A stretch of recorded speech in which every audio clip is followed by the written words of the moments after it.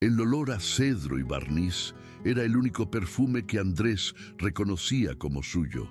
Era el aroma del trabajo honesto, un incienso terrenal que se adhería a su ropa, a su piel, y que impregnaba cada rincón de la vieja casa de sus abuelos en Puente de Vallecas. Sus manos, grandes y callosas, se deslizaban con una reverencia casi religiosa sobre la superficie de una cómoda del siglo XIX que estaba restaurando. Cada veta de la madera le contaba una historia, un secreto susurrado a través de las décadas. Sentía el pulso de la pieza bajo sus dedos, una vida latente que él, con su paciencia y su pericia, estaba devolviendo al mundo. Este taller, ubicado en la parte trasera de la casa, era su santuario, un refugio contra el ruido y la prisa de un Madrid que se transformaba a un ritmo vertiginoso. Fuera de esas cuatro paredes, la gentrificación devoraba el barrio, reemplazando las tabernas de toda la vida por cafeterías con nombres en inglés y precios exorbitantes. Pero aquí dentro, el tiempo obedecía a otras reglas, las del secado lento de la laca y el ajuste preciso de una junta de cola de Milano. Sin embargo, últimamente, una disonancia perturbadora había comenzado a colarse bajo la puerta. Era el sonido de las notificaciones del móvil de Valeria, su mujer, un carraspeo digital constante que hablaba de likes, collabs y un universo de apariencias que a él se le antojaba tan frágil como una chapa de melamina. Ella vivía en un mundo de filtros y fachadas, un mundo donde el valor de una persona se medía en seguidores y el de un objeto en su capacidad para ser instagrameable. Su casa, este trozo de historia familiar que él había reconstruido viga a viga, para ella no era más que un lastre, un ancla que la mantenía atada a un barrio que despreciaba. La tensión entre sus dos mundos se había vuelto casi palpable, una grieta fina pero profunda que recorría los cimientos de su matrimonio. Y él sentía con una certeza helada que esa grieta estaba a punto de provocar un derrumbe. La llegada de Valeria a casa era siempre un evento multisensorial que rompía la paz monástica de su taller. La puerta principal se abría con un ímpetu que hacía vibrar los cristales de las ventanas, y su perfume, una fragancia floral carísima y agresiva, invadía el espacio, luchando y perdiendo la batalla contra el aroma resinoso de la madera. Entraba en el taller sin llamar, sus tacones de aguja repiqueteando sobre el suelo de hormigón pulido con una cadencia impaciente, como si cada segundo que pasaba en aquel entorno de obrero fuera una ofensa personal. Hoy no fue diferente.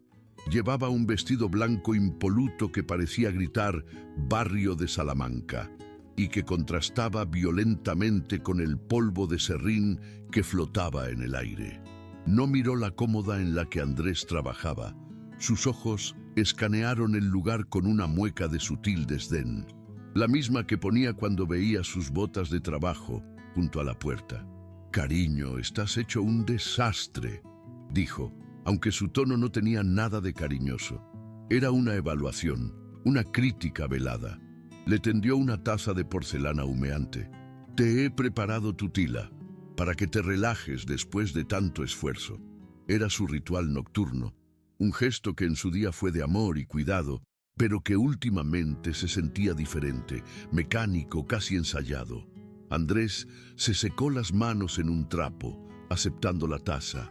El calor se transfirió a sus dedos, pero no le reconfortó.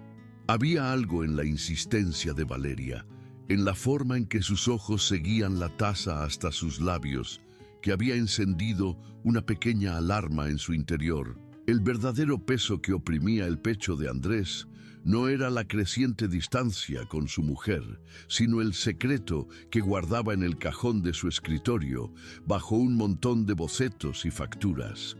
Era un sobre grueso con el membrete de un prestigioso bufete de abogados que representaba a una empresa pantalla. Dentro, un documento que podría reescribir su futuro y el de Valeria para siempre. una oferta de compra irrevocable por la casa. 60 millones de euros. La cifra era tan obscena, tan desproporcionada para una casa mata en Vallecas, que al principio pensó que era un error, una broma de mal gusto. Pero las llamadas posteriores con el abogado, un hombre de voz grave y vocabulario preciso, confirmaron la veracidad de la oferta. Un fondo de inversión internacional estaba comprando discretamente toda la manzana para levantar un coloso de cristal y acero, un complejo de oficinas de lujo que cambiaría la fisonomía del barrio para siempre. Él era la última pieza del puzzle, el propietario reacio que no sabían que tenía un precio de ensueño sobre la mesa. Había decidido esperar. Su aniversario de bodas estaba a solo unas semanas.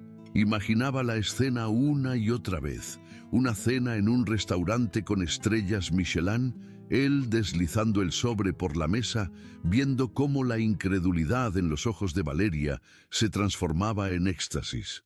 Le diría que el dinero no era para un ático en la calle Serrano, sino para algo mucho mejor. Le diría que había comprado una parcela en La Moraleja y que él mismo, con sus propias manos, le construiría el chalet de sus sueños, una casa que no sería una fachada para Instagram, sino un hogar de verdad, diseñado por y para ella.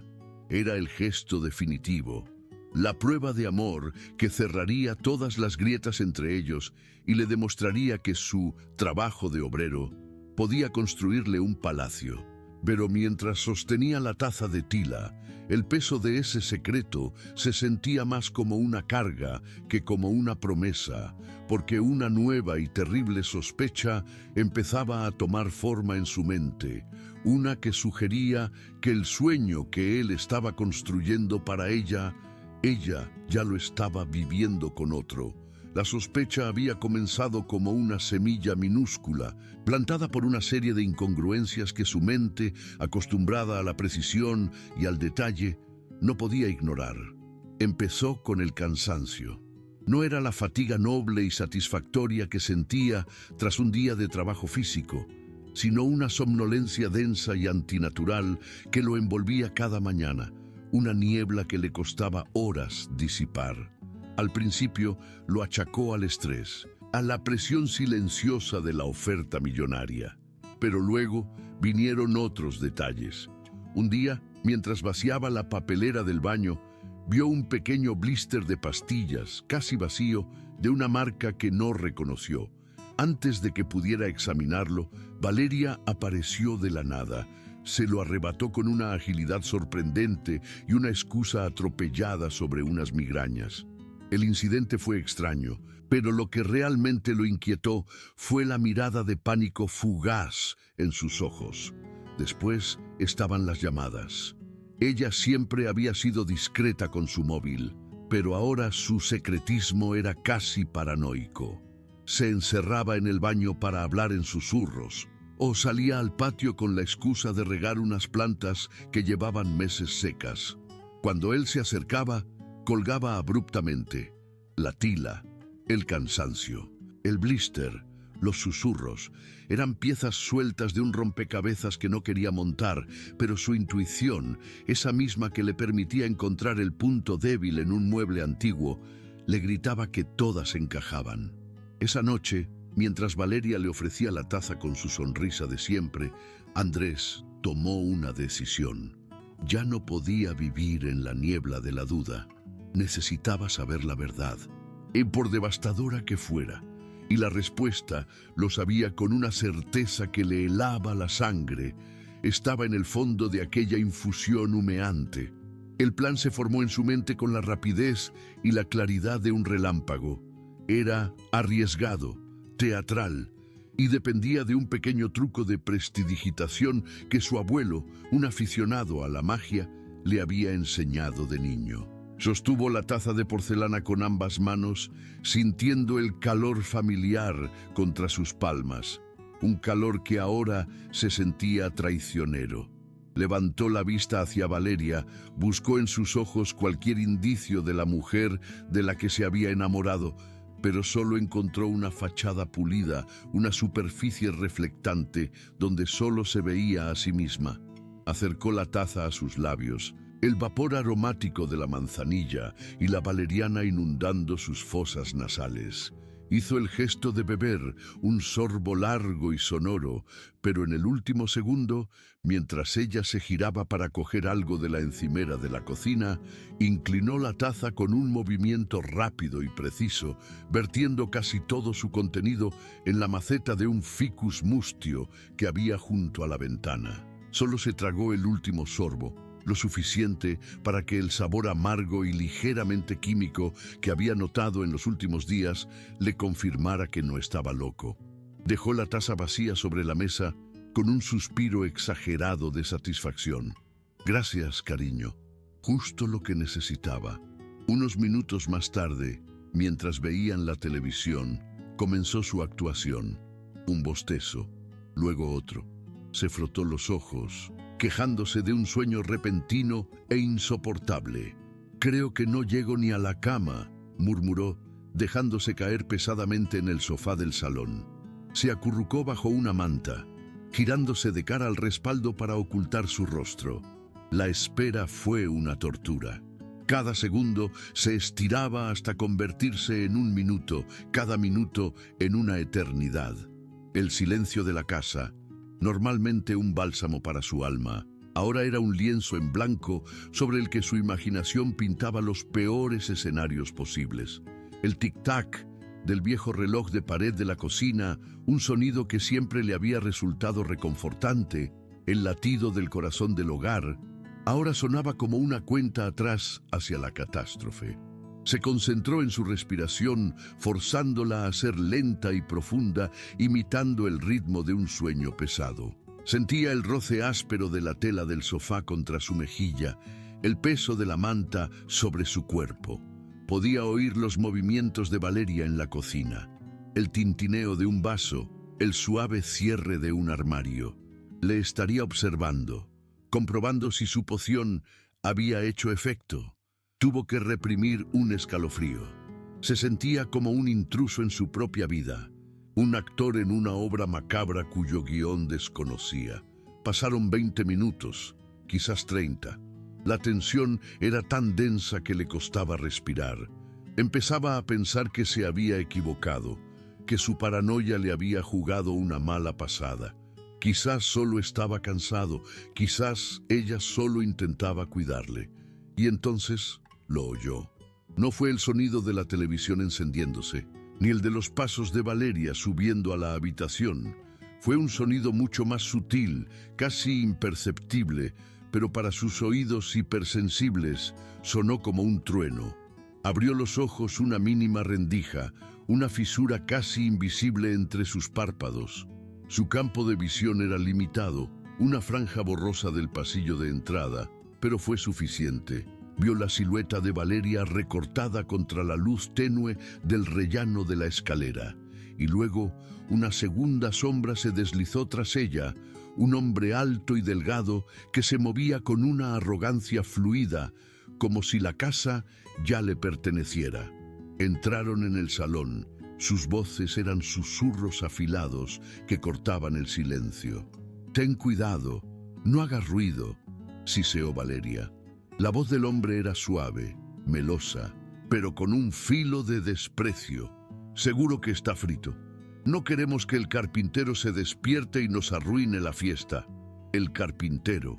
La palabra golpeó a Andrés con la fuerza de un martillo.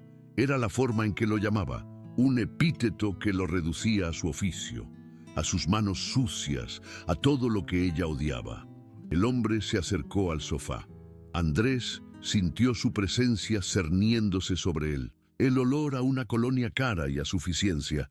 Contuvo la respiración, rezando para que el latido de su corazón, que ahora martilleaba contra sus costillas como un animal enjaulado, no lo delatara. Vio el rostro del hombre por un instante, un rostro de facciones perfectas y sonrisa burlona que había visto antes en algún sitio. Gonzalo, un agente inmobiliario de una agencia de lujo con la que Valeria estaba obsesionada. Las piezas del rompecabezas encajaron con una violencia brutal, formando una imagen de traición tan clara y monstruosa que le robó el aliento, y en ese preciso instante supo que el dolor que sentía era solo el principio de la caída. Con un movimiento tan lento y deliberado que le pareció que duraba horas, Andrés deslizó su mano bajo la manta, buscando a tientas el bolsillo de su pantalón. Sus dedos, normalmente tan firmes y seguros al manejar un formón o una gubia, temblaban incontrolablemente. Finalmente, rozaron la superficie fría y lisa de su teléfono móvil. Lo sacó con un cuidado infinito, cada milímetro un riesgo calculado. Agradeció la oscuridad del salón que ocultaba su movimiento. Con el pulgar navegó por la pantalla táctil, sus ojos todavía cerrados en una farsa de sueño profundo. Abrió la aplicación de la grabadora de voz y, sin atreverse a mirar, pulsó el botón rojo. Un leve zumbido le indicó que el dispositivo estaba activo, capturando cada palabra, cada matiz de la conversación que se desarrollaba a pocos metros de él. Se sentía como un espía en su propia tragedia, documentando la demolición de su vida en tiempo real. Las voces de Valeria y Gonzalo, ahora más claras y confiadas, llenaron el aire. Hablaban de dinero, de transferencias, de una cuenta en Andorra. Y entonces escuchó la frase que convirtió su sangre en hielo. El poder notarial falsificado es una obra de arte, Gonzalo. La firma es idéntica. Lo firmará sin leerlo. Pensará que son papeles del seguro de la casa o algo así. Es tan predecible, tan simple. Así lo veía ella. Un hombre simple, fácil de engañar. Un obstáculo a eliminar en su camino hacia la riqueza. El plan era diabólico en su sencillez. Venderían la casa por una fracción de su valor real a un constructor amigo de Gonzalo. Se quedarían con el dinero y desaparecerían, dejándolo a él en la calle, sin casa, sin dinero y con el corazón destrozado. Cada palabra era un clavo más en el ataúd de su matrimonio. La conversación derivó de la logística del fraude a un terreno mucho más personal y cruel. Empezaron a burlarse de él, y cada palabra era una cuchillada en su orgullo, una humillación que se grababa a fuego en su memoria y en la memoria digital de su teléfono. «No puedo creer que haya aguantado tanto tiempo», dijo Valeria, y su risa fue un sonido agudo y quebradizo como de cristal al romperse. «Vivir en esta pocilga, en este barrio deprimente, oler a serrín todos los días, fingir que me interesa si la madera de un mueble es de roble o de pino». Gonzalo se unió a la burla. «Tranquila, mi amor. Pronto cambiarás el olor a serrín por el de los asientos de cuero de un Porsche. Y en lugar de un marido con las uñas llenas de mugre, tendrás a uno que sabe cómo cerrar un trato de 7 cifras antes del desayuno». Continuaron desgranando sus planes, pintando un cuadro de su futuro dorado sobre las ruinas del presente de Andrés. Hablaban de un ático en la calle Serrano, de viajes a Bali, de fiestas en yates, y mientras hablaban, despojaban a Andrés de su dignidad, pieza a pieza.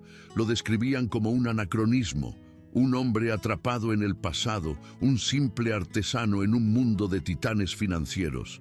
«Ni siquiera se imagina lo que vale este solar», continuó Gonzalo con regodeo. «Él ve una casa vieja llena de trastos de sus abuelos. Yo veo un proyecto de 30 millones. Y gracias a su ingenuidad, será nuestro». La frase final, sin embargo, fue la que lo rompió por dentro. Fue Valeria quien la pronunció, con una frialdad que helaba el alma. «A veces casi me da pena, pero luego recuerdo que es el precio que tengo que pagar por la vida que merezco». Y en esa frase, Andrés comprendió que para ella, él no era una persona, sino un coste, una inversión fallida de la que por fin iba a deshacerse. El sonido que vino a continuación fue, de alguna manera, peor que todas las palabras hirientes.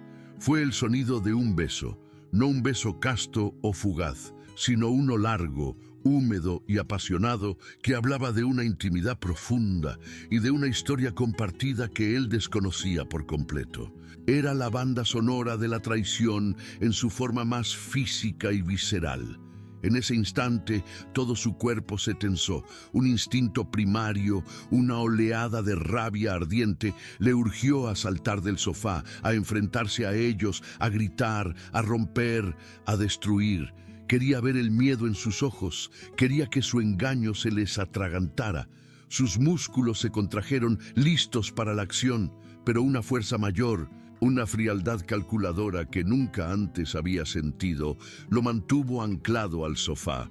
La violencia sería un final rápido, una explosión de furia que se consumiría en minutos, pero no le daría lo que realmente necesitaba.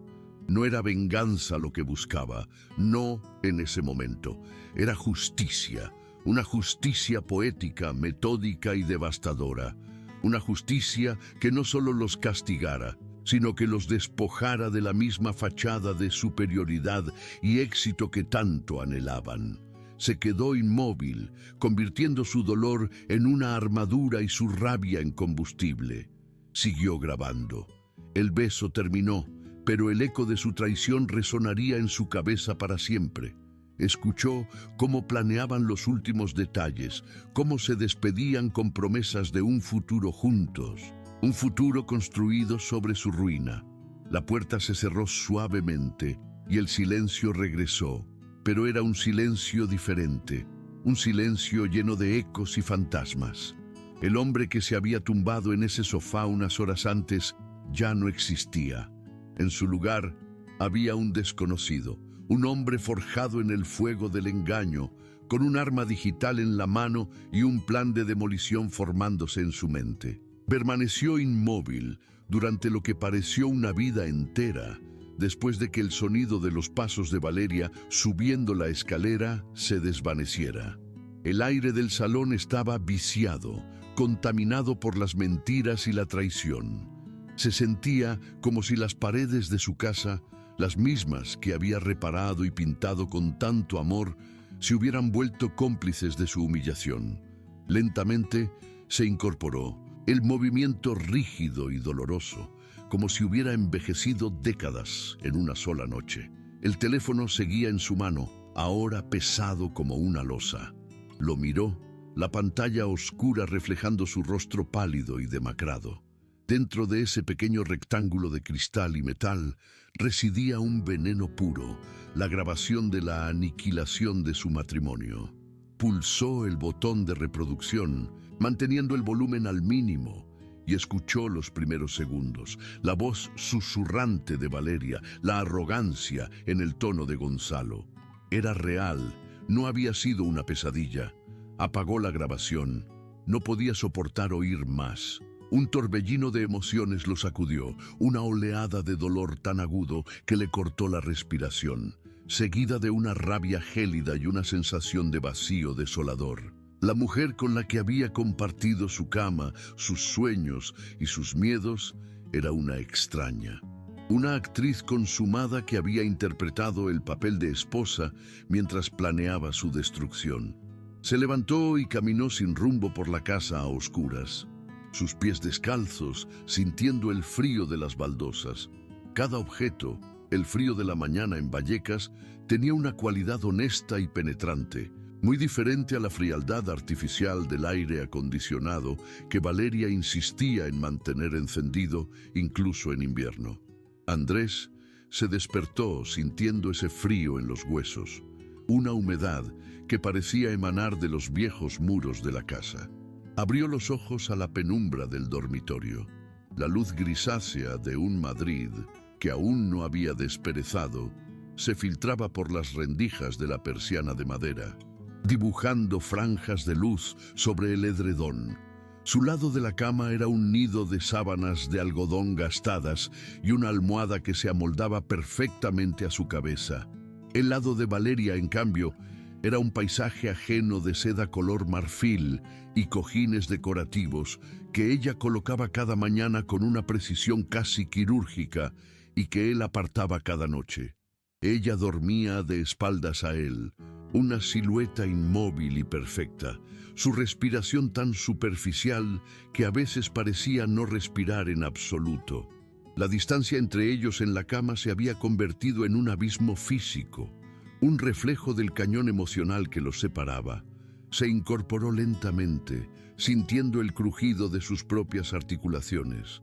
Aún arrastraba esa pesadez matutina, una niebla mental que le costaba cada vez más disipar, como si el sueño, en lugar de repararle, le robara la energía. Sus pies descalzos buscaron el contacto con el suelo de madera, un suelo que él mismo había lijado y barnizado, cada tabla una conocida amiga bajo sus plantas. Miró su ropa de trabajo, doblada sobre una silla de Enea en su rincón de la habitación. Unos vaqueros recios, manchados de cola y barniz, y una camisa de franela que había perdido su color original. Eran su uniforme, la piel que habitaba durante el día. En el otro extremo de la habitación, el armario empotrado de Valeria, con sus puertas lacadas en blanco, parecía un portal a otro universo, un universo de marcas, etiquetas y apariencias. El silencio de la casa era denso, pesado. No era el silencio pacífico de un hogar dormido, sino el silencio tenso que precede a una tormenta, cargado de palabras no dichas y verdades a punto de estallar. Se movió por la casa con la sigilosa familiaridad de quien ha memorizado cada crujido del parqué. La cocina, que en tiempos de sus abuelos fue el corazón cálido y ruidoso de la casa, era ahora un espacio aséptico y minimalista, una concesión a la estética de Valeria. El acero inoxidable y el mármol blanco habían reemplazado la madera y los azulejos hidráulicos. La vieja cafetera italiana, que gorgoteaba promesas de cafeína, había sido desterrada a un trastero y sustituida por una máquina de cápsulas que parecía una nave espacial y cuyo funcionamiento aún le resultaba un misterio. Decidió prescindir del café. Abrió la nevera, un monolito de acero que zumbaba con una eficiencia silenciosa, y sacó una pieza de fruta y el tupper con la comida que había preparado la noche anterior. Fue entonces cuando su mirada se posó en el objeto que yacía en el suelo, junto a la puerta trasera, su mochila. Era una vieja mochila de lona militar, heredada de su abuelo, curtida por décadas de uso. El tejido, de un color verde oliva desvaído, estaba lleno de cicatrices, manchas de pintura, quemaduras de soldadura y el roce constante de la madera. Olía a su mundo, una mezcla de cedro, serrín, trementina y el sudor honesto del trabajo físico. Para él era un símbolo de continuidad, un vínculo con el hombre que le enseñó a amar el oficio. Mientras se agachaba para meter su almuerzo, Valeria entró en la cocina. No llevaba sus tacones, se movía como un fantasma con unas zapatillas de seda, pero su presencia llenó el espacio de inmediato. Su perfume floral y caro colonizó el aire, una declaración de intenciones olfativa. No le dio los buenos días. Sus ojos se clavaron en la mochila con un desdén tan palpable que Andrés casi pudo sentirlo físicamente. «¿De verdad tienes que seguir llevando esa cosa tan sucia a todas partes?», dijo. Su voz era suave, pero las palabras estaban afiladas. «Parece que la has sacado de un contenedor. If you enjoy stories of karma, hidden secrets, and the quiet power of the underestimated, subscribe now to witness how the truth always finds a way to surface». Andrés no respondió a la provocación. Se limitó a cerrar la cremallera de la mochila, un sonido áspero que rasgó el silencio tenso de la cocina. Enderezó la espalda y se dirigió al pequeño aparador del pasillo, otro mueble que había sobrevivido a la purga modernizadora de Valeria. Sobre él, junto a un cuenco de cerámica vacío que ella había declarado escultural, descansaba su reloj. Era un reloj de pulsera de cuerda, también de su abuelo, con una esfera sencilla y números arábigos que habían perdido parte de su pintura luminiscente. La caja de acero estaba rayada y la correa de cuero, agrietada por el tiempo, tenía la forma exacta de su muñeca. Cada mañana repetía el mismo ritual. Lo cogía, sentía su peso familiar en la palma de la mano y giraba la corona. El suave clic-clic del mecanismo al tensarse era para él un sonido tranquilizador, el latido de un corazón mecánico que medía el tiempo en incrementos honestos y fiables. Era un objeto que representaba todo en lo que él creía: la durabilidad, la función por encima de la forma, la belleza de las cosas hechas para perdurar. Mientras se lo abrochaba, Valeria se apoyó en el marco de la puerta, cruzada de brazos. ¿Sabes? El otro día vi a Gonzalo, el de la inmobiliaria. Lleva un smartwatch que le mide hasta las pulsaciones mientras cierra un trato en Mónaco. Y tú sigues con esa reliquia. Parece el reloj de un agricultor. La palabra agricultor fue pronunciada con una mezcla de lástima y burla, como si describiera una especie en extinción. Andrés sintió una punzada, no de ira, sino de una tristeza profunda y agotadora. Para ella, el reloj no era un legado, era una vergüenza. No era un símbolo de constancia, sino de estancamiento.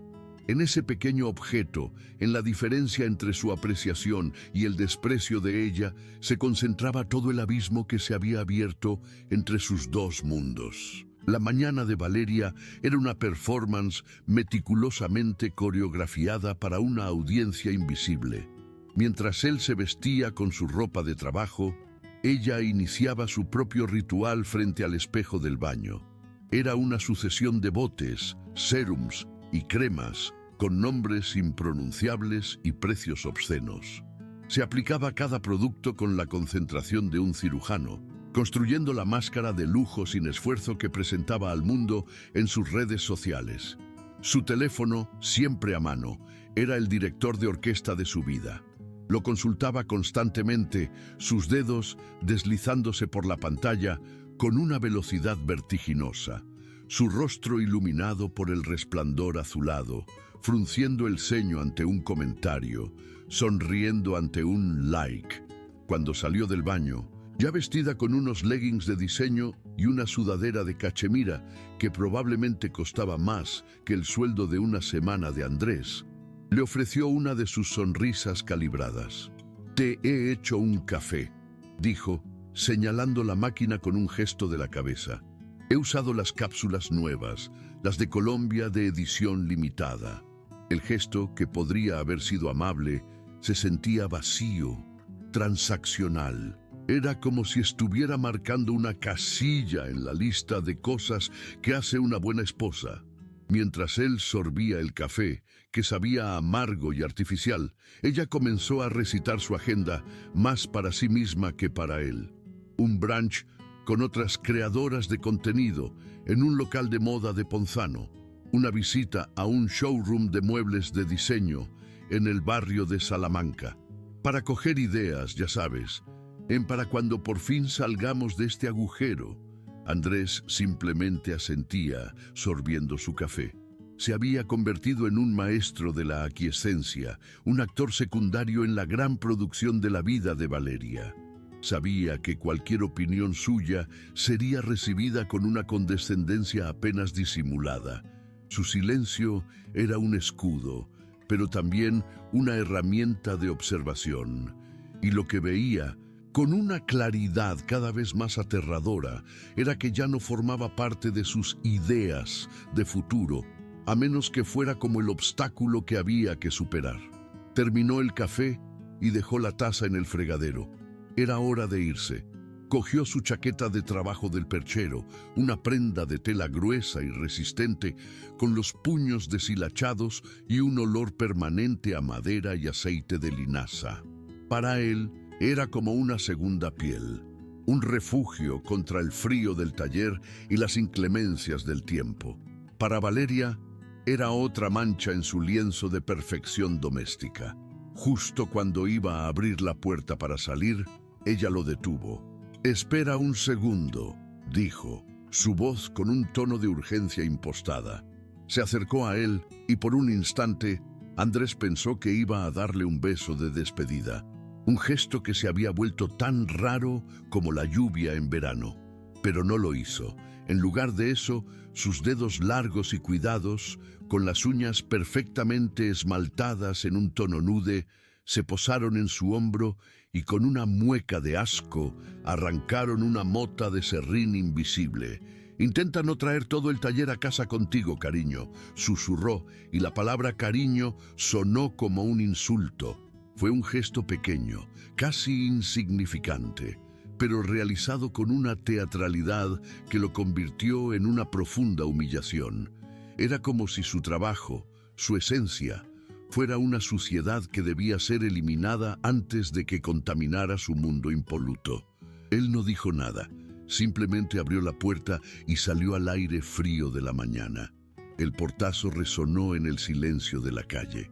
Mientras caminaba por su barrio, viendo las viejas bodegas convertidas en bermuterías para turistas y los pequeños comercios de toda la vida reemplazados por tiendas de cupcakes, una certeza helada se apoderó de él.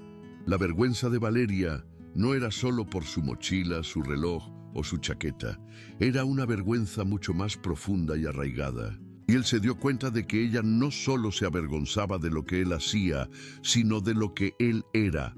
Y esa vergüenza era el veneno que ella le había estado sirviendo en pequeñas dosis diarias, mucho antes de empezar a añadirle somníferos a la tila. El gatillo se disparó a la mañana siguiente, no con el estruendo de una pistola, sino con la ligereza cruel de una conversación telefónica. Andrés estaba en su taller pasando una lija de grano fino sobre la pata de una silla isabelina cuando la voz de Valeria, amplificada por el eco del pasillo, llegó hasta él. Hablaba con una de sus amigas influencers. Su tono era una mezcla de falsa modestia y presunción. «Sí, tía, es agotador. Vivir aquí es como estar atrapada en una película de posguerra. Gonzalo dice que es un milagro que no se nos haya caído el techo encima». Hubo una pausa, seguida de una risa que a Andrés le sonó como cristales rotos. «No, ¿qué va a vender? Está obsesionado con este vertedero, dice que es el legado de sus abuelos». Es una obsesión de pobre, ya sabes, aferrarse a 4 paredes viejas porque no tienes nada más. Pero no te preocupes, tengo un plan para que entienda que su legado es, en realidad, mi trampolín. La palabra trampolín se clavó en el pecho de Andrés con la precisión de un estilete. No era solo el engaño, no era solo el robo, era el desprecio absoluto por todo lo que él era, por su historia, por el amor que sentía por sus raíces y por el trabajo de sus manos. El serrín fino que flotaba en el aire de repente le pareció asfixiante. La silla que estaba restaurando, un objeto lleno de historia y belleza, se convirtió en un simple trozo de madera muerta. En ese instante, la grabación de su teléfono dejó de ser una prueba para un futuro lejano y se convirtió en una orden de ejecución para el presente. El dolor dio paso a una calma gélida, una claridad de propósito que nunca antes había sentido. Ya no era una víctima esperando el golpe final, se había convertido en un estratega, y su primer movimiento sería invadir el territorio enemigo y reunir todo su arsenal, y supo que el tiempo de la paciencia había terminado. Era el momento de desmantelar su mundo, pieza por pieza, tal como ella había intentado hacer con el suyo. La espera fue la parte más difícil, una tortura de minutos que se estiraban como horas. Necesitaba que ella se fuera. Desde su taller oía los sonidos de su preparación, una sinfonía de la superficialidad que ahora le resultaba insoportable. El silbido agudo de la plancha del pelo, el tintineo de los frascos de perfume sobre el tocador de cristal, el chasquido metálico de los cierres de sus bolsos de diseño. Cada sonido era un recordatorio de la farsa en la que vivía. Él se mantuvo en su santuario de madera, fingiendo trabajar, moviendo herramientas de un lado a otro, generando un ruido de normalidad que enmascaraba la tormenta que se gestaba en su interior. Repasó el plan una y otra vez. Su objetivo principal era el ordenador portátil de ella, un MacBook Pro de última generación, que era una extensión de su propia identidad, el portal a su universo de apariencias y mentiras. Allí debían estar los correos, los borradores, quizás incluso una copia escaneada del poder notarial falsificado. Si había suerte, el documento físico estaría cerca, guardado en algún lugar que ella considerara seguro e impenetrable. El olor de su perfume se intensificó, una nube floral y agresiva que anunció su inminente partida. Oyó sus tacones repiquetear por el pasillo. «Me voy, cariño, tengo brunch en Ponzano». Su voz, alegre y despreocupada, era una obra maestra de la interpretación. «No me esperes para comer». Él respondió con un gruñido ininteligible, sin levantar la cabeza de su trabajo. La puerta principal se abrió y se cerró. El clic de la cerradura fue el pistoletazo de salida. El sonido que transformaba a un marido traicionado en un cazador dentro de su propio territorio. Dejó la gubia sobre el banco de trabajo y se movió con una rapidez y un sigilo que se sorprendió a sí mismo. Subió las escaleras de dos en dos. Sus botas de trabajo, normalmente ruidosas, apenas producían un susurro sobre los escalones de madera. Entró en el dormitorio, un espacio que ahora se sentía como territorio extranjero. La parte de la habitación que Valeria había colonizado era un caos ordenado de ropa de marca, cajas de zapatos vacías y revistas de moda. Su portátil estaba sobre un escritorio minimalista de cristal, cerrado, como una ostra metálica, guardando una perla envenenada. Se sentó en la silla de diseño que se sentía frágil e incómoda bajo su peso. El corazón le martilleaba en el pecho, un tambor sordo que ahogaba todos los demás sonidos. Se limpió las manos sudorosas en sus vaqueros y levantó la tapa del portátil. La pantalla cobró vida, pidiéndole una contraseña. La imagen de fondo era una foto de ella en un yate, sonriendo a un sol que él no recordaba haber compartido. Probó lo obvio. Su fecha de nacimiento, el nombre de su perro, Gonzalo Te Quiero. Acceso denegado. Cada intento fallido era una pequeña descarga de pánico. El tiempo corría. Podía volver en cualquier momento. Desesperado, inclinó la pantalla, buscando un reflejo en la superficie brillante. Bajo la luz que entraba por la ventana, vio lo que buscaba: las huellas dactilares. Un mapa fantasmal de grasa sobre las teclas que ella usaba con más frecuencia. Eran 8 letras y 2 números. Con los dedos temblorosos, tecleó la secuencia que había descifrado: Lujo Vida 10. La pantalla de inicio de sesión se desvaneció, revelando su escritorio digital, un universo de apariencias y secretos que ahora estaba completamente abierto ante él. El escritorio del ordenador era un reflejo perfecto de su mente, impecable, organizado y superficial. Carpetas con nombres como Collapse Verano 2023, ideas de contenido y marcas top estaban alineadas en una cuadrícula perfecta. Ignoró todo aquello, el ruido visual de una vida dedicada a la fachada, y se dirigió directamente a la barra de búsqueda. Tecleó Gonzalo. La máquina zumbó por un segundo y una lista de archivos y correos electrónicos inundó la pantalla. El aliento se le atascó en la garganta.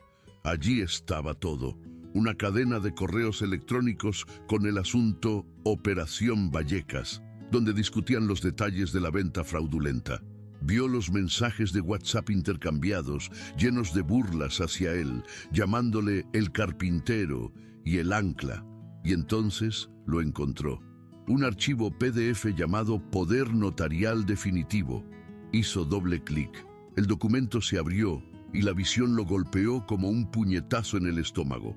Era un poder notarial completo, otorgándole a Valeria el control total sobre todas sus propiedades y finanzas. Y al final de la página estaba su firma.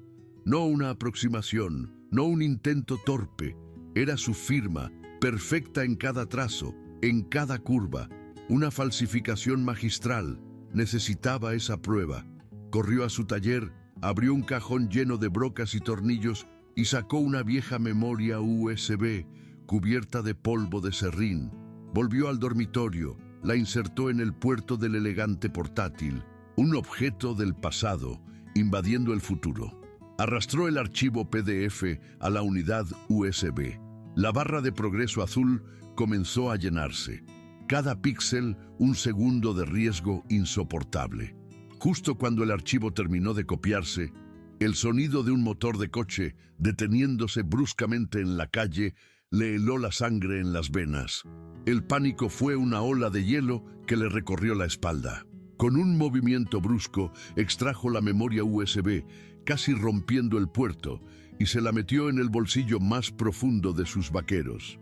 Sus dedos volaron sobre el teclado, cerrando el archivo, la ventana del correo, borrando el historial de búsqueda reciente. Apagó el portátil y cerró la tapa con un clic que sonó como un disparo en el silencio de la casa. Se quedó paralizado, escuchando, conteniendo la respiración. Oyó una puerta de coche cerrarse, seguida de unos pasos que se alejaban en la dirección opuesta. Falsa alarma. Un vecino. El alivio fue tan intenso que le hizo sentir náuseas. Se apoyó en el escritorio, sintiendo el frío del cristal contra sus manos. La prueba digital estaba a salvo, pero sabía que necesitaba más. La grabación y el archivo PDF eran poderosos, pero el documento físico, el papel firmado que llevarían al notario, era la pieza central del fraude. Sus ojos recorrieron la habitación, buscando un escondite. No estaría a la vista. Valeria era vanidosa, pero no estúpida. Entonces, su mirada se posó en el objeto más preciado de ella, aparte de su teléfono. Un bolso de Loewe, de un color beige carísimo, que descansaba sobre una butaca como si fuera una pieza de museo. Era su trofeo, el símbolo de la vida que anhelaba. Se acercó a él, invadido por el olor a cuero nuevo y a su perfume. Abrió el cierre dorado y metió la mano. Sus dedos, acostumbrados a la aspereza de la madera, rozaron la seda del forro interior, una cartera, un pintalabios y luego algo más. Un sobre rígido, doblado por la mitad. Lo sacó. Dentro, en un papel grueso y oficial, estaba el poder notarial original. Sosteniendo la prueba física de su traición, sintió el peso del papel en sus manos y supo que no era solo un documento, sino el arma con la que iba a recuperar hasta el último gramo de su dignidad. Con el poder notarial en una mano y la memoria USB en la otra, Andrés sintió una disonancia casi esquizofrénica. Sus dedos, acostumbrados a la honestidad de la madera, sostenían ahora la arquitectura de una mentira, una construida con bytes y tinta en lugar de vigas y mortero. Volvió a sentarse frente al portátil. El metal frío del dispositivo, un contraste brutal con la calidez de la madera de su taller. El aire del dormitorio seguía impregnado del perfume de Valeria, una fragancia de flores exóticas y promesas vacías que ahora le revolvía el estómago, como el olor dulzón de la descomposición. Ya no sentía el pánico de ser descubierto, ni la oleada de dolor inicial. En su lugar se había instalado una calma gélida, la precisión de un cirujano a punto de realizar una autopsia. Su matrimonio estaba muerto, y ahora era el momento de diseccionar el cadáver para entender la causa exacta del fallecimiento. Abrió de nuevo la cadena de correos electrónicos, la que llevaba el asunto Operación Vallecas. Esta vez no leyó por encima.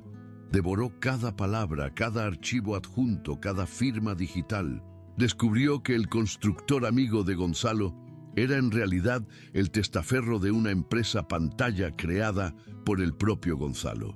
El precio de venta que habían acordado era de 400.000 euros, una cifra insultantemente baja, apenas el valor catastral del suelo, diseñada para no levantar sospechas en una transacción rápida. Era una cantidad que podrían justificar como una venta urgente por problemas económicos.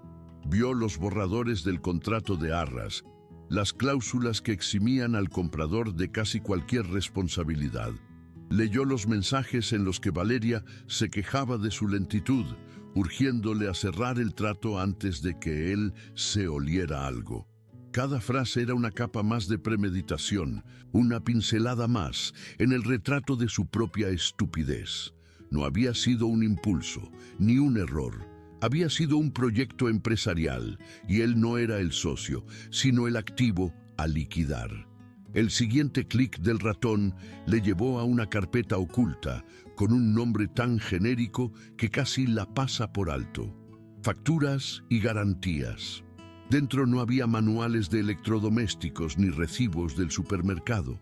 Había un laberinto de documentos financieros que revelaban una vida paralela, un ecosistema de lujo que se había alimentado en secreto de sus recursos comunes.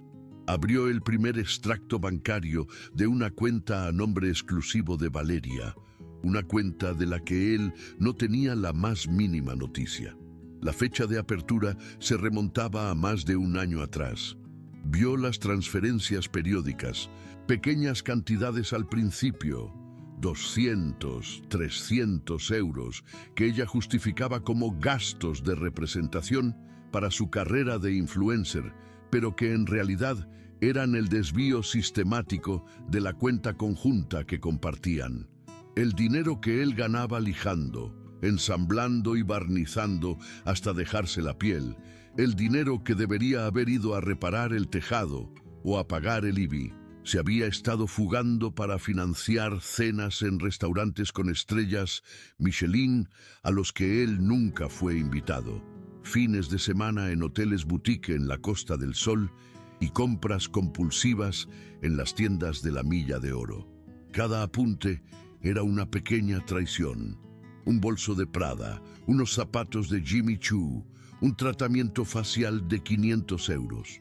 Vio el cargo de una joyería en la calle Serrano, fechado 2 días antes de su propio cumpleaños, y recordó con una punzada de amargura el jersey barato que ella le había regalado, diciendo que la cosa estaba muy apretada ese mes. Estaba viendo el mapa de su humillación, trazado en números rojos y logos de marcas de lujo, una contabilidad forense de cada mentira que se había tragado. Y mientras sumaba mentalmente las cifras, se dio cuenta de que no solo le estaban robando el futuro, sino que llevaban más de un año saqueándole metódicamente el presente. Su investigación le llevó a un subdirectorio llamado Proyectos Futuros, un nombre que en sí mismo era una burla macabra. Dentro, un único archivo protegido por contraseña. Por un momento, pensó que su búsqueda había llegado a un callejón sin salida, pero entonces recordó la conversación que había grabado, los susurros en la oscuridad del salón. Gonzalo, con su arrogancia característica, había bromeado sobre la contraseña de Valeria. Siempre la misma, el nombre del único hombre al que admiras, tú misma. Tecleó Valeria Reina, y la carpeta se abrió, revelando el corazón de la operación. Eran los documentos de apertura de una cuenta numerada en un banco privado de Andorra.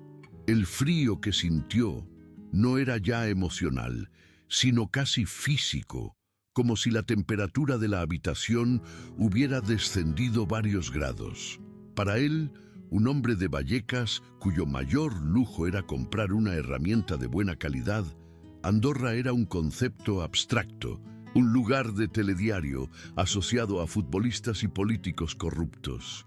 Ahora, ese paraíso fiscal se materializaba en su pantalla, con los nombres de Valeria y Gonzalo como titulares conjuntos. Vio el formulario de solicitud, la declaración de origen de los fondos, donde cínicamente habían escrito herencia familiar. El plan era perfecto en su simplicidad criminal. El dinero de la venta fraudulenta de la casa nunca tocaría un banco español.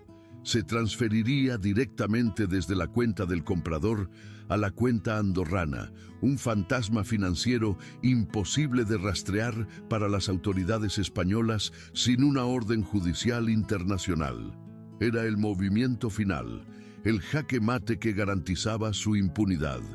Se reclinó en la silla, el plástico de diseño crujiendo bajo su peso. La magnitud de la conspiración era abrumadora. Esto no era el plan de una mujer infiel y su amante. Era el meticuloso proyecto de dos depredadores profesionales que lo habían estudiado, sedado y preparado para el sacrificio.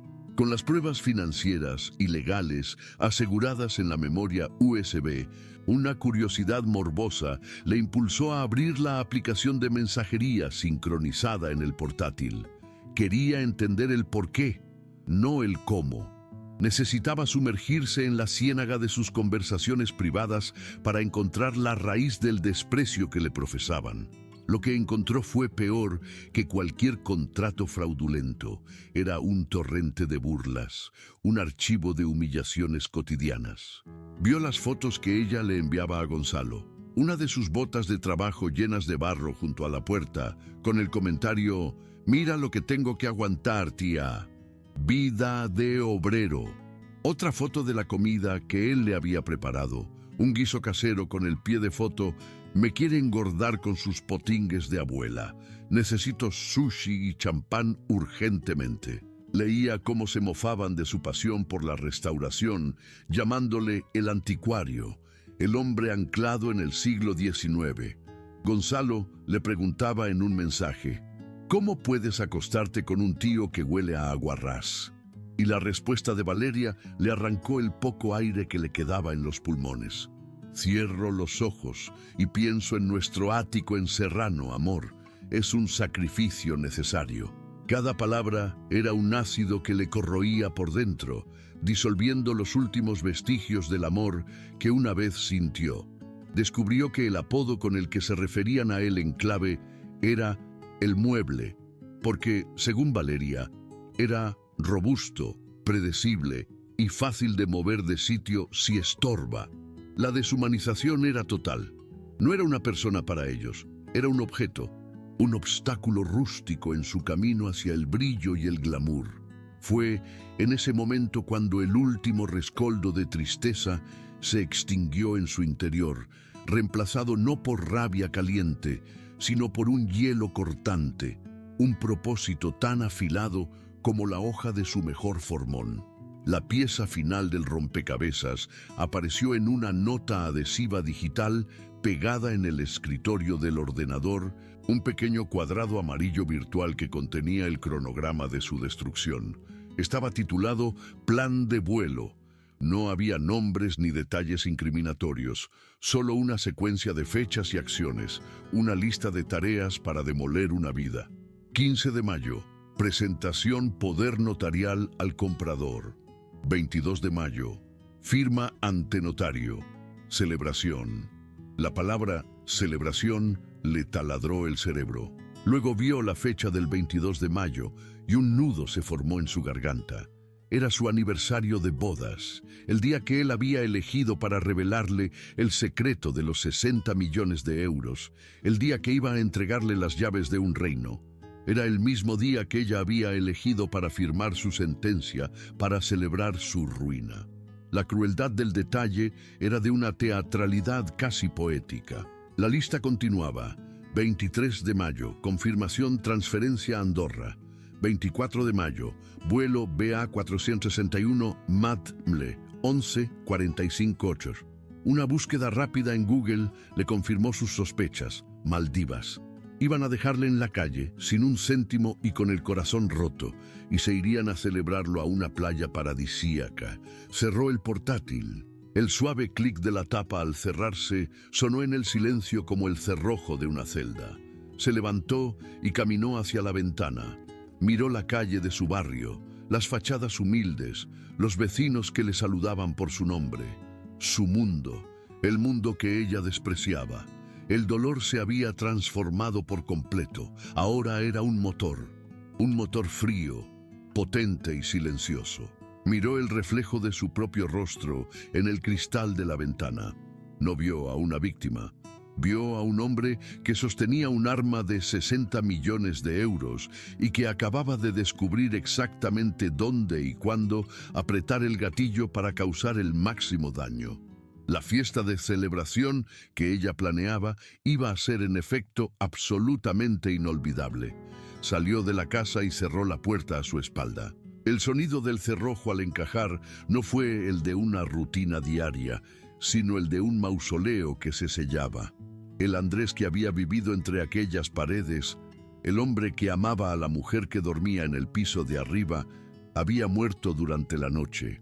El que caminaba ahora por la acera de Vallecas, bajo la luz pálida de una mañana de mayo, era un espectro animado por un único y gélido propósito. No se dirigió al taller. En su lugar, se subió a su furgoneta, un vehículo lleno de cicatrices de trabajo, y condujo en dirección contraria a sus obligaciones habituales. Cruzó el puente de Vallecas, dejando atrás el barrio que era tanto su refugio como su jaula dorada, y se adentró en el corazón financiero de Madrid. El paisaje cambiaba con una velocidad brutal. Los grafitis y los bares de menú del día daban paso a escaparates de lujo y fachadas señoriales. El aire mismo parecía más fino, más caro. Aparcó en un parking subterráneo en la calle Velázquez, el zumbido de los coches de alta gama resonando en el hormigón. Se movía con una calma que se sentía antinatural, una quietud en el ojo del huracán de su propia vida. No parecía un carpintero fuera de lugar, parecía un general inspeccionando un campo de batalla antes del amanecer. En el bolsillo de su chaqueta de trabajo, junto a la memoria USB que contenía la traición digitalizada de Valeria, llevaba un único objeto que no había tocado en años, una tarjeta de visita gruesa, de cartón berjurado, con un nombre grabado en relieve: Ricardo Vargas, abogado, derecho mercantil y patrimonial. Su abuelo se la había dado el día que le legó la casa, con una advertencia críptica: para cuando los lobos vengan a por las ovejas, Andresito, y siempre vienen. Había llegado la hora de soltar a un lobo mucho más grande y hambriento que Gonzalo. El bufete de Ricardo Vargas ocupaba la última planta de un edificio que parecía esculpido en cristal y arrogancia, con vistas panorámicas al paseo de la Castellana. El silencio en la recepción era tan denso y caro como la alfombra persa que cubría el suelo de mármol. Una recepcionista con aspecto de modelo de pasarela lo examinó de arriba a abajo, sus ojos deteniéndose un instante en sus botas de trabajo antes de adoptar una máscara de profesionalidad glacial. Pero cuando Andrés pronunció el nombre de Vargas y mencionó la referencia de su abuelo, la máscara se resquebrajó. Unos minutos después, era conducido a un despacho que era más grande que todo el piso inferior de su casa. Ricardo Vargas era un hombre de unos 70 años, vestido con un traje a medida que costaría más que la furgoneta de Andrés, pero sus ojos, afilados y curiosos, no juzgaron su apariencia. Se fijaron en la calma peligrosa de su visitante. Andrés no se anduvo con rodeos. No hubo lamentos ni historias de un corazón roto. Colocó la memoria USB sobre el escritorio de caoba maciza, una pieza que reconoció al instante como una obra de ebanistería del siglo XVIII. Luego, con el cuidado de un cirujano, extrajo del bolsillo interior de su chaqueta el poder notarial falsificado. Quiero presentar una querella criminal por estafa, falsedad documental y apropiación indebida, dijo, su voz firme, sin un atisbo de duda. Pero no todavía. Quiero que caigan en el último momento posible. Vargas escuchó sin interrumpir, sus dedos entrelazados sobre la mesa mientras Andrés exponía los hechos, la grabación, los correos, la cuenta en Andorra. Cuando terminó, el abogado no mostró compasión, sino algo mucho más útil, un destello de admiración profesional. Cogió la memoria USB. La premeditación y la alevosía son evidentes, murmuró, más para sí mismo que para Andrés. Pero son aficionados, han cometido un error de principiante, uno tan grande que no solo vamos a detenerlos, y vamos a poder expropiarles hasta el último céntimo que hayan ganado en su miserable vida. Vargas levantó el teléfono y marcó un número de memoria. Isabel, soy Ricardo. Necesito que veas a un cliente. Es el nieto de Julián. Sí, ese Julián. Trae los archivos del proyecto Alcor. 20 minutos después, Andrés no estaba en un bufete de abogados, sino en la sede de un banco privado en la calle Serrano, un lugar tan exclusivo que no tenía ni siquiera un cartel en la puerta.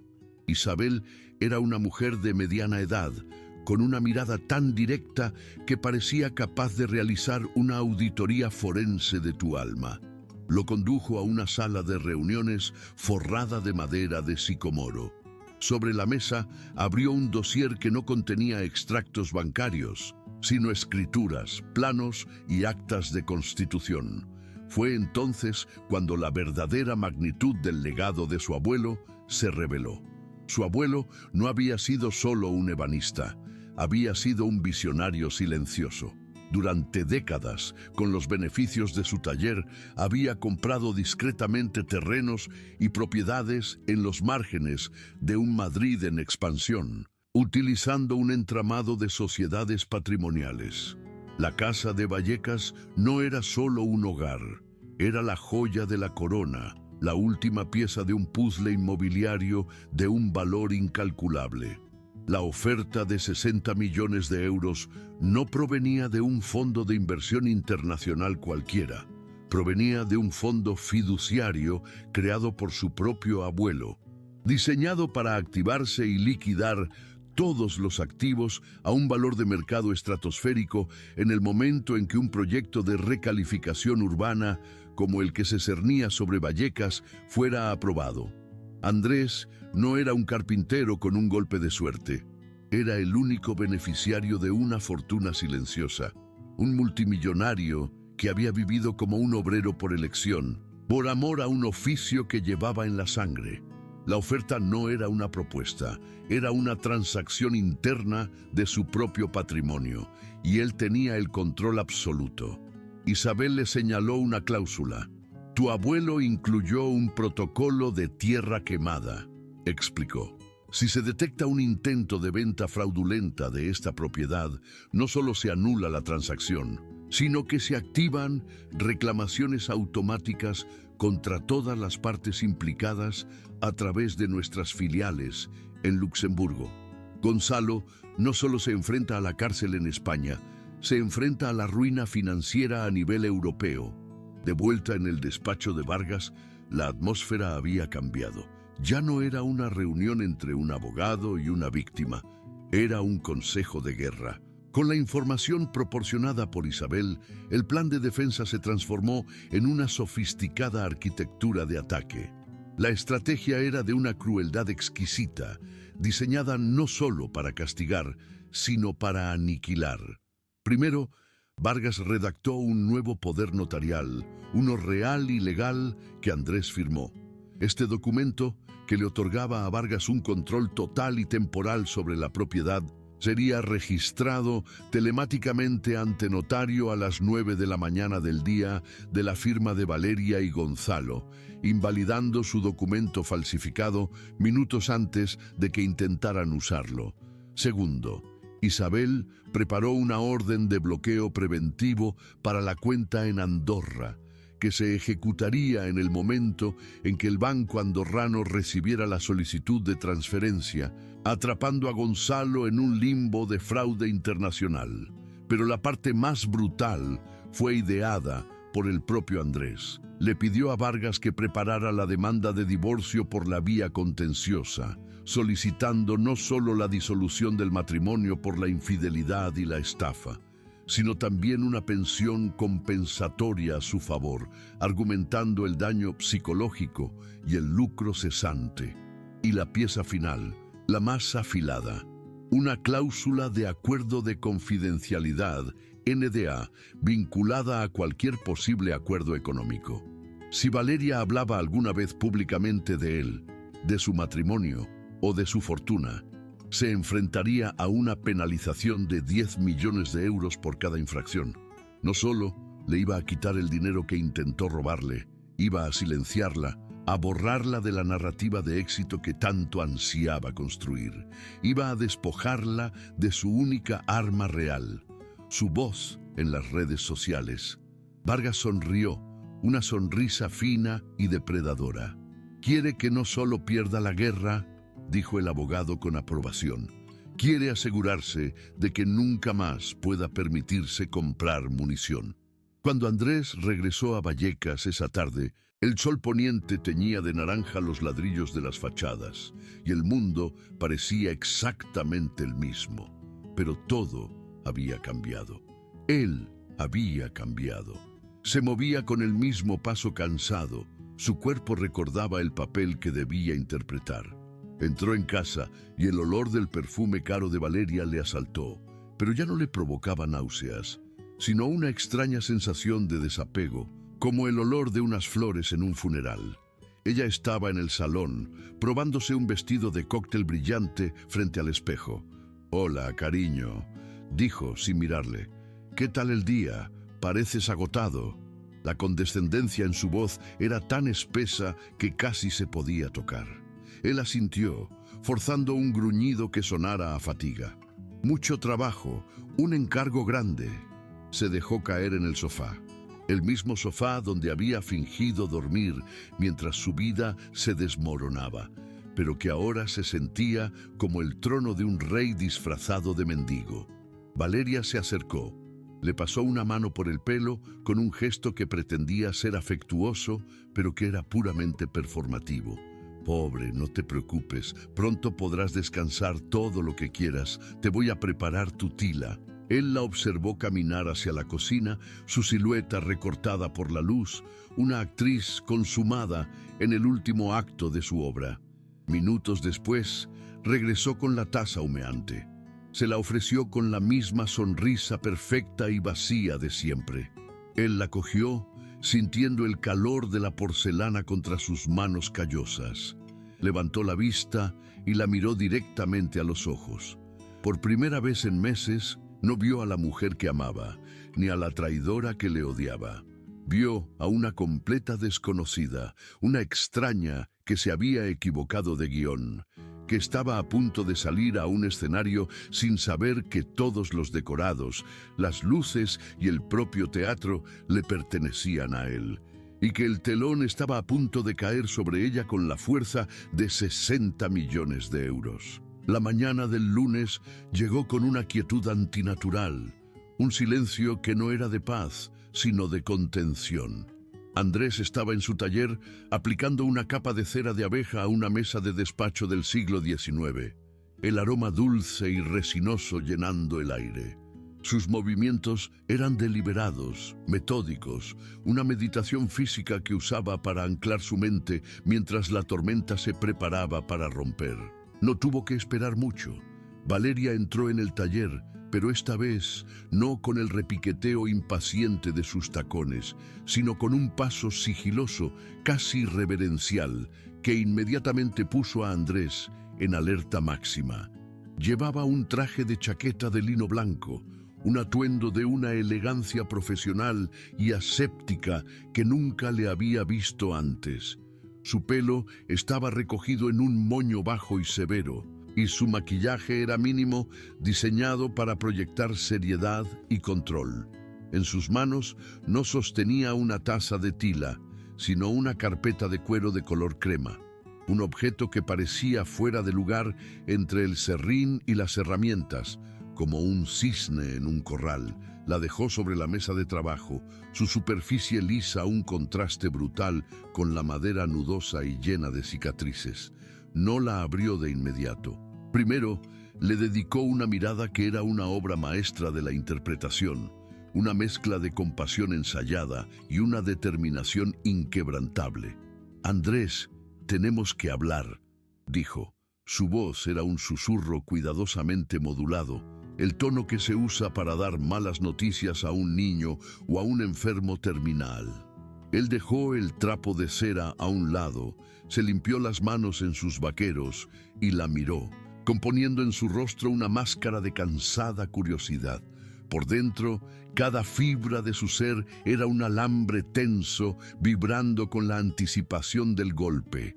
Sabía lo que venía. Ricardo Vargas le había preparado, le había entrenado para este momento, para interpretar el papel de su vida, el del marido derrotado. La vio respirar hondo, reuniendo el valor para su acto final de traición, y en la profundidad de sus pupilas no vio tristeza ni remordimiento, sino el brillo gélido y depredador de alguien que estaba a punto de devorar a su presa.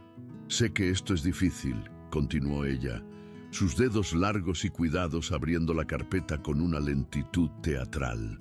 El sonido del cuero al deslizarse fue el único ruido en el taller. Dentro, un fajo de papeles perfectamente ordenados, con el membrete de un bufete de abogados que Andrés no reconoció, pero cuyo logotipo dorado gritaba «precios desorbitados». «Llevamos mucho tiempo sin ser felices, Andrés. Nos hemos convertido en dos extraños que viven bajo el mismo techo, yendo en direcciones completamente opuestas. Yo necesito volar, y tú mereces a alguien que aprecie tu mundo, este mundo». Su discurso era un guión de película de sobremesa, lleno de clichés vacíos y una generosidad tan falsa que a Andrés le provocó un sabor amargo en la boca. Deslizó los papeles por la mesa hasta que quedaron frente a él. Eran los papeles del divorcio. Una demanda de mutuo acuerdo, según ella, para hacerlo todo más fácil y menos doloroso. Hojeó las páginas, sus ojos escaneando las cláusulas, mientras su mente trabajaba a una velocidad febril, comparando lo que leía con las advertencias de Vargas. La división de bienes era una farsa insultante. A él le correspondían sus herramientas personales y una suma de 10.000 euros, una ayuda para que empieces de nuevo, según rezaba una cláusula. Ella se quedaba con la casa y todo su contenido, alegando que era injusto desplazarla de su hogar. Era un acto de caridad envenenado, una forma de despojarle de todo mientras mantenía la apariencia de ser la parte razonable, la víctima magnánima que solo buscaba la paz.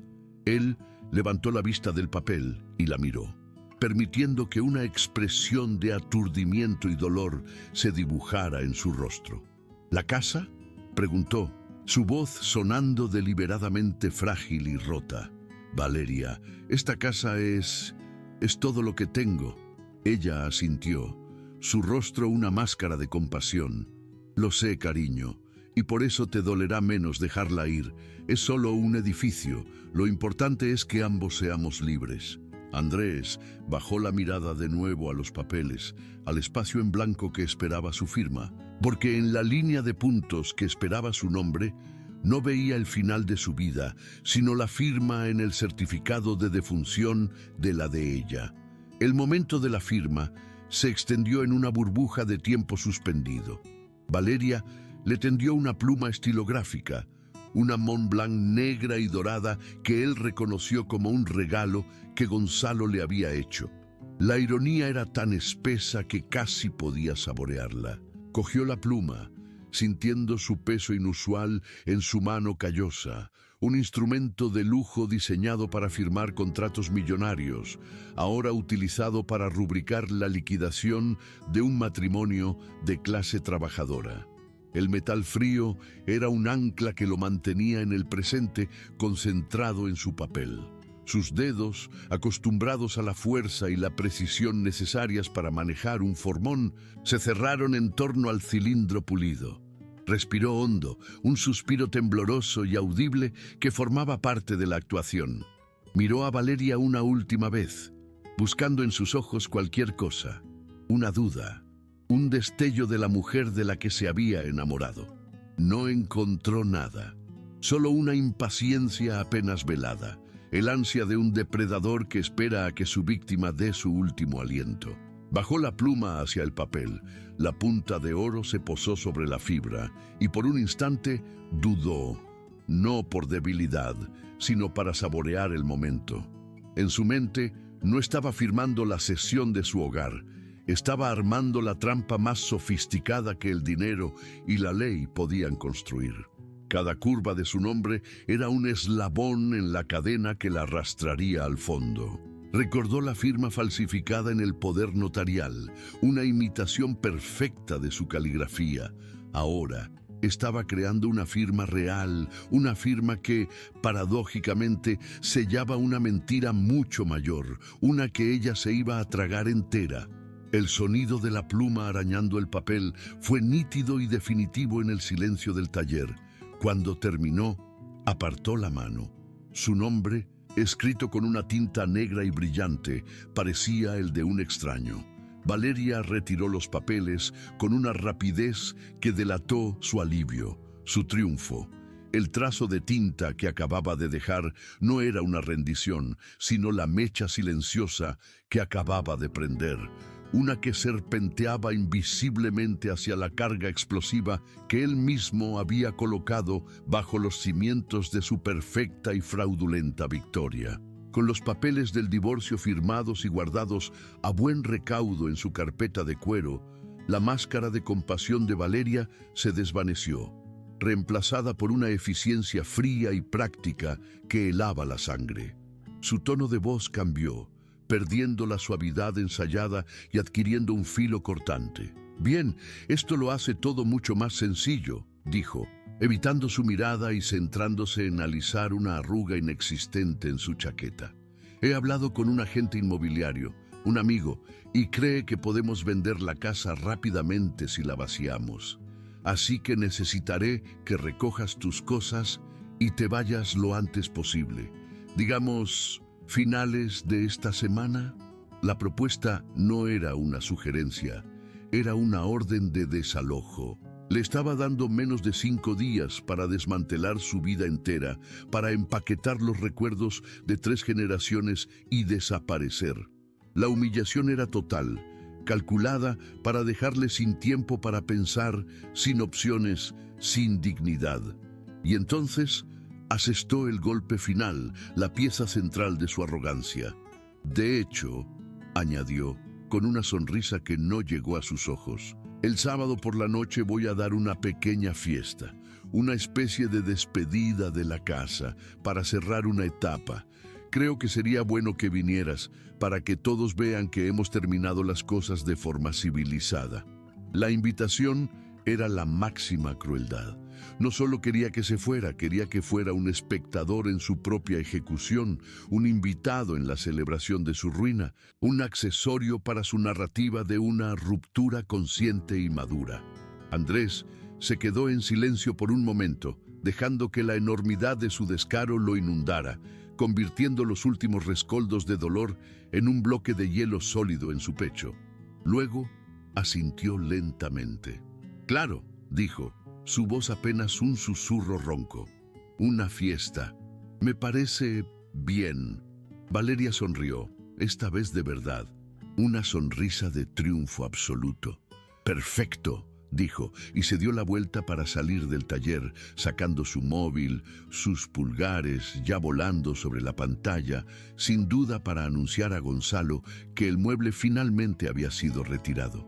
La fiesta de despedida iba a ser legendaria, de eso no tenía duda, pero lo que ella no sabía era que el invitado de honor no sería su futuro, sino la grabación completa y en alta fidelidad de cómo lo había destruido todo para conseguirlo. La noche de la fiesta, la casa de sus abuelos dejó de ser un hogar para convertirse en un escenario. Andrés se movía entre los invitados como un fantasma, una pieza de su propio mobiliario antiguo, ignorada por la multitud ruidosa y brillante que Valeria había convocado.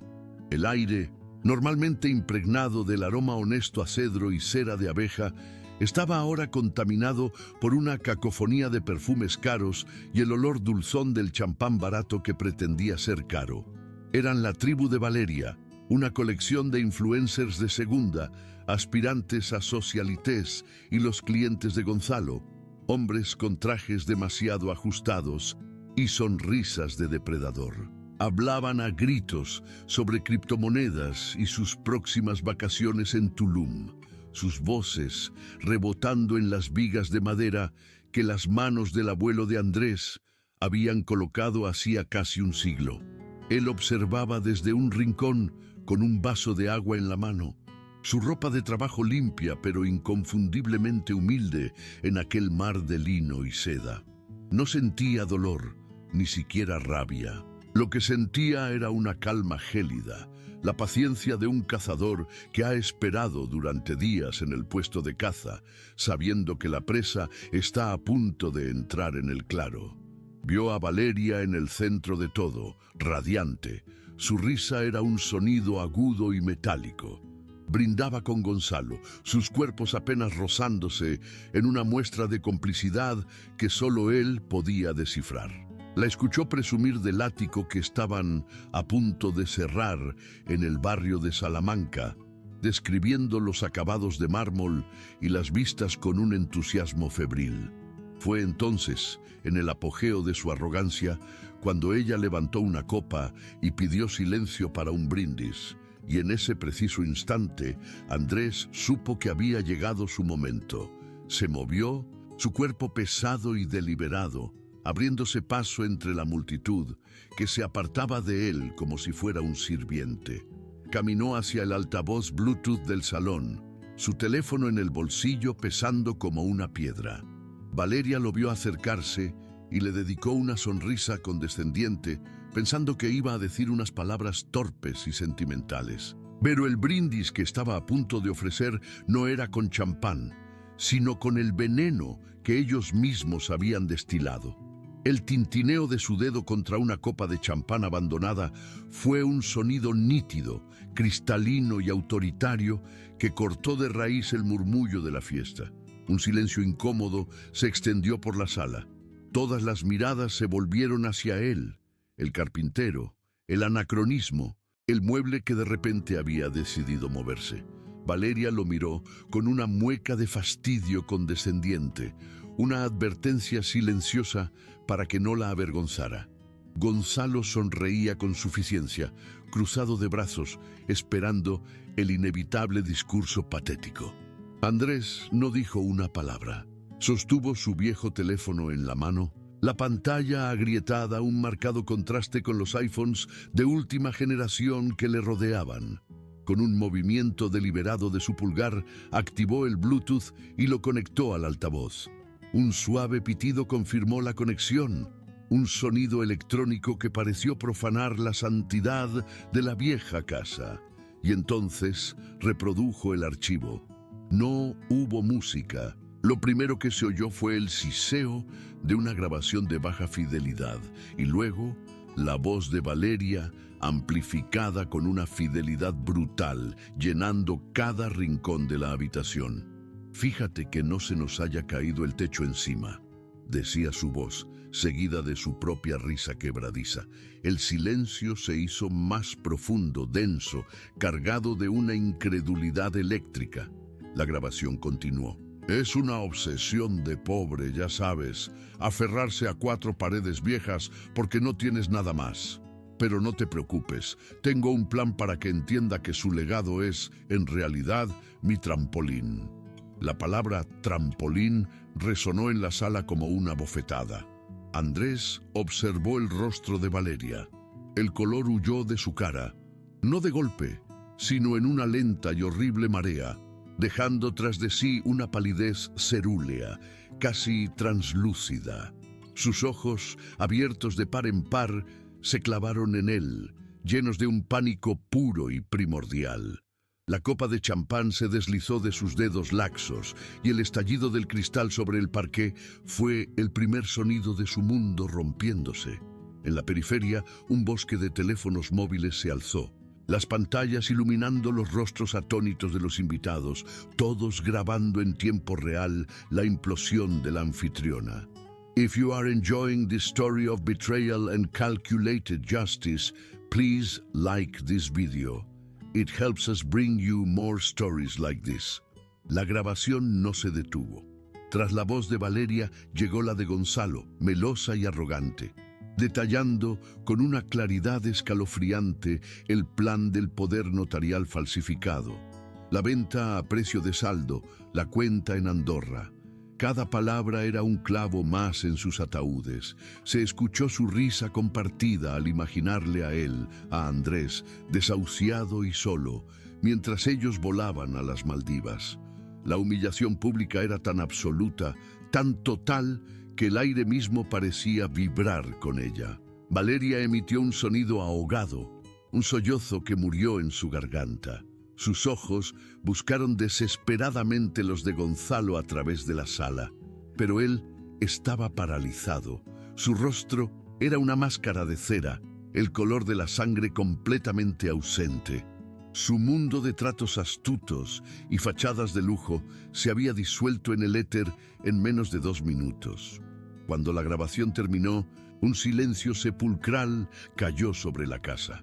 Andrés, con la misma calma deliberada, desconectó el teléfono. El pitido de la desconexión fue como el punto final de una sentencia de muerte. Fue entonces cuando un nuevo sonido comenzó a filtrarse desde el exterior. Al principio era un lamento lejano, casi imperceptible bajo el shock colectivo, pero crecía en intensidad con cada segundo que pasaba. El sonido inconfundible de las sirenas de la policía. Las luces azules y rojas comenzaron a barrer la fachada de la casa, proyectando pinceladas estroboscópicas sobre los rostros pálidos de los invitados a través de las ventanas. La puerta principal se abrió sin llamar y 2 agentes de la Policía Nacional entraron en el salón. Su presencia, con sus uniformes oscuros y sus expresiones impasibles, era una losa de realidad cruda en medio de la farsa de la fiesta. No preguntaron nada. Caminaron directamente hacia una Valeria temblorosa y un Gonzalo petrificado. Valeria finalmente levantó la vista y miró a Andrés, y en ese instante, en sus ojos anegados de terror, él vio que por fin lo entendía. No vio al ebanista de Vallecas, al hombre simple que olía a serrín. Vio a un titiritero que acababa de cortar las cuerdas, observándola caer en el abismo que ella misma había cavado con tanto esmero. El valor real nunca reside en el precio de las cosas, sino en la integridad de las personas. En un mundo obsesionado con las apariencias y las ganancias rápidas, la historia de Andrés nos recuerda que la verdadera riqueza se construye con honestidad, paciencia y respeto por nuestras raíces. La justicia a veces no es un trueno ruidoso, sino el trabajo silencioso de unas manos expertas que saben exactamente dónde aplicar la presión para que toda una estructura podrida se venga abajo. ¿Qué opinas? ¿Crees que la venganza de Andrés fue un acto de justicia o algo más? Déjanos tu comentario abajo. 6 meses después, el aire ya no olía a la humedad enclaustrada de Vallecas, sino a pino gallego recién cortado, a aceite de tung y a la promesa de un futuro construido sobre cimientos inquebrantables. El nuevo taller de Andrés, ubicado en una discreta nave en las afueras de El Pardo, era una catedral de luz y orden. Los ventanales, que iban del suelo al techo, inundaban el espacio con una luz matutina clara y honesta que hacía bailar las motas de polvo como si fueran estrellas diminutas. Sus herramientas, antes apiñadas en un caos funcional, ahora descansaban en paneles de madera de nogal hechos a medida, cada gubia, cada formón, cada cepillo en su lugar preciso, como un ejército esperando órdenes. Ya no había rastro de la fatiga crónica que nublaba sus mañanas. El hombre que ahora se movía por este espacio era más erguido. La tensión había abandonado sus hombros y en sus ojos había una calma que no había conocido en años. Estaba trabajando en el armazón de una biblioteca de caoba para un nuevo cliente, un encargo que había aceptado no por necesidad, sino por el puro placer del desafío. El sonido de su cepillo manual, deslizándose sobre la madera, era un susurro rítmico y meditativo, la banda sonora de una vida recuperada. El tintineo de una campanilla en la puerta de la oficina anunció la llegada de Ricardo Vargas. El abogado entró con su habitual aplomo, su traje impecable, un curioso contraste con el mono de trabajo de Andrés. Aunque en los ojos de Vargas solo había un profundo respeto, le tendió una carpeta. «Solo unos flecos», dijo Vargas, su voz grave resonando en el espacioso taller. «El juicio se ha fijado para dentro de 3 meses, pero es un mero formalismo. La grabación, el poder notarial, las transferencias a la empresa Pantalla de Gonzalo tienen pruebas para encerrarlos durante 1 década. Sus activos han sido embargados en su totalidad. El constructor que se prestó al fraude ha confesado a cambio de una reducción de condena». Andrés asintió, sin dejar de pasar un trapo de lino por la madera. No sentía alegría ni sed de venganza satisfecha. Sentía la tranquila satisfacción de una junta de cola de Milano que encaja a la perfección, la restauración del orden natural de las cosas. Vargas añadió, casi como una ocurrencia tardía: «Valeria ha intentado vender su historia a varias revistas del corazón desde la cárcel provisional. Nadie ha querido comprarla. Parece que su marca personal ha sufrido un ligero descenso de popularidad». El abogado le tendió un último sobre. «Esto llegó a la antigua casa. Lo han reenviado. He pensado que querrías verlo». Dentro había una revista de cotilleos barata y en la esquina de la portada una foto borrosa de Valeria, esposada, saliendo del juzgado. Andrés sostuvo la revista en su mano, el papel satinado y resbaladizo, una sensación ajena y desagradable contra la piel callosa de sus dedos. Observó la fotografía de Valeria, no con la intensidad de un marido traicionado que examina las ruinas de su amor, sino con el desapego de un geólogo que estudia un fósil, el vestigio de una criatura de otra era que ya no tenía poder ni relevancia en su mundo actual. El titular sensacionalista gritaba: «La influencer que lo perdió todo por un sueño de lujo». La ironía era que ella nunca había entendido el verdadero significado del lujo. Para ella, el lujo era un logo, el precio en una etiqueta, la envidia en la mirada de los demás. Para él, el lujo era esto: la libertad de pasar una mañana entera buscando la veta perfecta en un tablón de roble, el silencio de su taller roto solo por el sonido de sus herramientas, la autonomía de crear algo hermoso y duradero con sus propias manos. No leyó ni una sola palabra del artículo. No le interesaba la narrativa que otros hubieran construido sobre su tragedia, una historia que ya no le pertenecía. Caminó hacia el fondo del taller, donde una estufa de leña de hierro forjado esperaba la llegada del invierno. La abrió. El chirrido metálico del pestillo, un sonido seco y definitivo. Sin un ápice de duda o ceremonia, arrojó la revista al interior.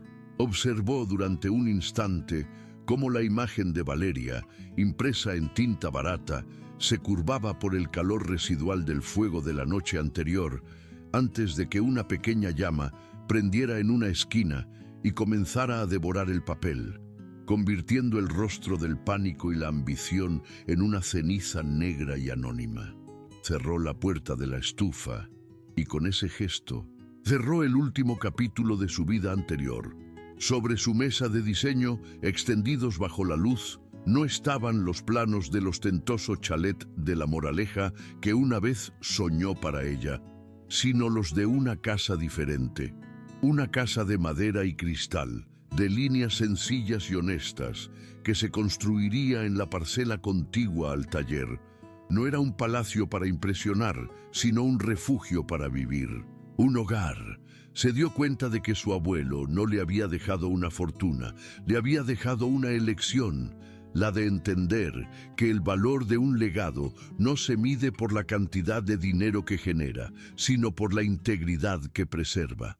Y mientras el sol de la mañana ascendía, proyectando largas sombras a través de su santuario de madera, comprendió que la justicia más satisfactoria no era ver caer a sus enemigos, sino tener la sabiduría y la libertad de construir un mundo en el que personas como ellos simplemente no tenían cabida.